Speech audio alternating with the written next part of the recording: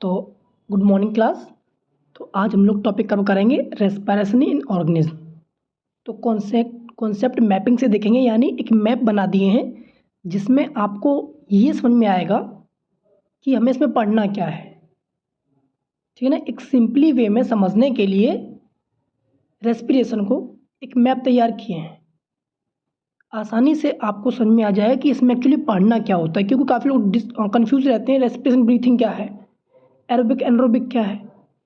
तो इन सभी को मिला के एक सिंपल सा ग्राफ तैयार किए हैं, उसको समझते हैं। पीछे जो बैठे हुए हैं वो थोड़ा ध्यान दें, घर पे हैं तो ईयरफोन लगा लें, ठीक है ना।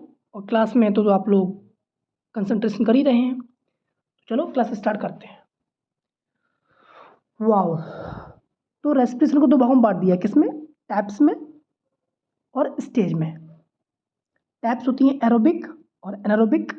अभी इसको हम देखेंगे आगे डिटेल में कि क्या क्या है ये। अभी केवल आप समझो कि इसमें कैसे डिवाइड किया गया है। ठीक, रेस्पिरेशन को दो भागों में, टैप्स में और स्टेज में। टैप्स एरोबिक है, एनारोबिक है।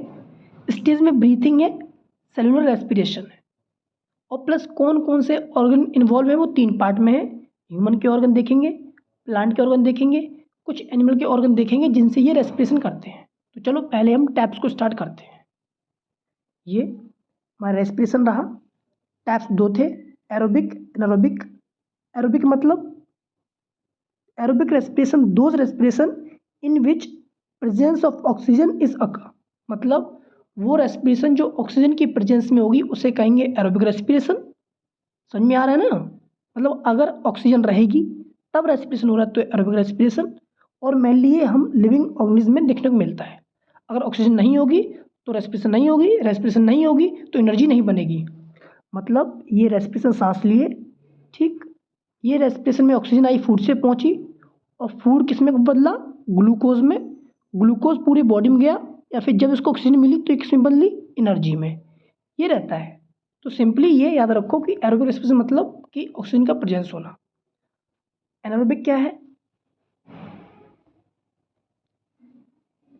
ये रहा हमारा एनारोबिक रेस्पिरेशन, जिसमें taken place in absence of oxygen.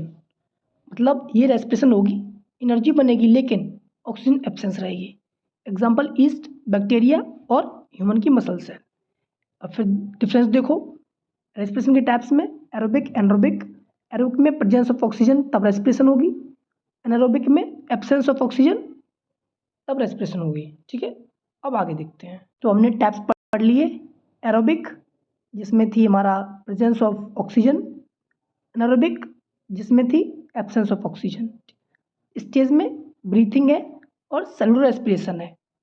ठीक, ब्रीथिंग मतलब केवल सांस को लेना और छोड़ना, कोई एनर्जी इन्वॉल्वमेंट नहीं, कोई केमिकल प्रोसेस नहीं, केवल ऑक्सीजन अंदर लेंगे, ऑक्सीजन बाहर छोड़ेंगे, CO2 बाहर छोड़ेंगे, CO2 अंदर आएगी, बस, और कुछ नहीं होना है इसमें। पर सेलुलर रेस्पिरेशन में इन्वॉल्वमेंट होना है किसका, जब ऑक्सीजन पहुंचेगी कहाँ पे, खाने में, वो टूटेगा ग्लूकोज में, ग्लूकोज टूटेगा एनर्जी में। ठीक, ये जो केमिकल प्रोसेस होगी ये आती है सेलुलर रेस्पिरेशन में। देखते हैं उसको कैसे। Inhalation of oxygen and exhalation of CO2, बस ऑक्सीजन का अंदर लेना, CO2 बाहर छोड़ना, ये है इस कॉल्ड ब्रीथिंग। इसमें breakdown of glucose inside the cell, cell के अंदर ग्लूकोज का टूटना एनर्जी में। ग्लूकोज किस में टूटेगा, एनर्जी में, याद रखना। ठीक, एनर्जी में, किसमें टूटेगा, एनर्जी में। तो ये जो हो रहा है, मतलब ये हमारा नोज रहा, यहाँ से ट्रैकिया, ठीक, और ट्रैकिया से ब्रोंकियाई, फिर ब्रोंक्यूल्स, फिर एल्वोलाई, और उसके बाद में ग्लूकोज, ऑक्सीजन जा रही है ये, और फिर एनर्जी। ये जो प्रोसेस हो रही है हमारी कहाँ से लेके, ट्रैकिया से लेके, या फिर एल्वोलाई से रखो, एल्वोलाई से लेके ग्लूकोज से लेके एनर्जी तक, ये है सेलुलर रेस्पिरेशन। ठीक, जो सेल के अंदर हो इतना रखो, सेल से बाहर हो ब्रीथिंग, सेल के अंदर हो रेस्पिरेशन।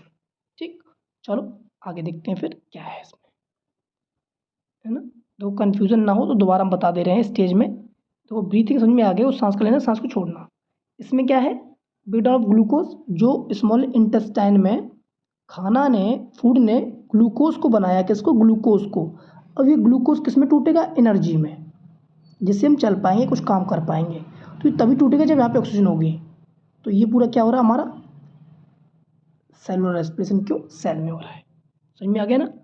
ब्रीथिंग डिफरेंस क्या है? ब्रीथिंग में नॉर्मली सांस का लेना छोड़ना, पर इसमें ऐसा नहीं, इसमें केमिकल रिएक्शन होती है। इसमें ग्लूकोज टूटता है एटीपी में, एनर्जी में, इसमें कुछ नहीं टूटता है। नो एनर्जी फॉर्म, इसमें एनर्जी फॉर्म। ठीक, नेक्स्ट देखते हैं हम लोग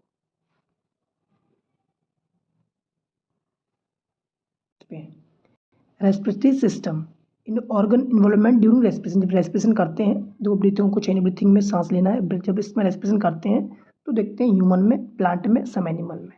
ह्यूमन में nose, pharynx, larynx, trachea, bronchioles, alveoli, वो ब्रोंक्यूल्स और एल्वोलाई, ये 5-6 चीज़ें हैं जो हेल्प करती हैं ब्रीथिंग और रेस्पिरेशन दोनों करवाने में।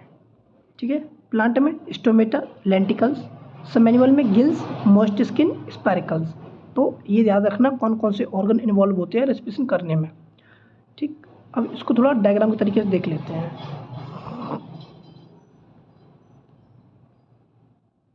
ये रहा, ये नोज़ है, पता है सबको।